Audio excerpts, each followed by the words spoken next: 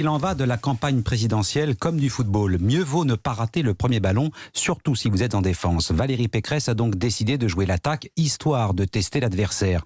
Pour la candidate Les Républicains, il n'y en a qu'un, c'est Emmanuel Macron. Et pour son premier déplacement sur le terrain, c'était hier dans les Hauts-de-France, elle n'a eu de cesse de critiquer le bilan du chef de l'État, Alexandre Chauveau.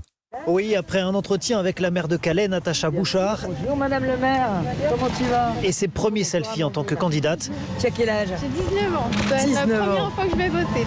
Eh ben c'est super, vote bien, hein, surtout, pas. Hein. Valérie Pécresse visite un commissariat, puis rencontre les représentants des pêcheurs à Boulogne-sur-Mer. Tout ce qu'on demande, c'est de continuer de travailler dans des bonnes conditions et qu'on nous aide à y arriver. C'est tout ce qu'on demande. L'occasion pour la candidate de s'en prendre à Emmanuel Macron sur la question des licences de pêche. Aujourd'hui, on a un président de la République qui donne des leçons, beaucoup, mais qui ne suit pas les dossiers comme moi, je les suivrai. Et de lui reprocher de ne pas avoir décalé la présidence française de l'Union européenne. C'est une faute, et il le fait pour ses intérêts personnels, pas pour vos intérêts ou les intérêts de la France. Valérie Pécresse entend ainsi installer un duel avec le président et lui réserve toutes ses flèches.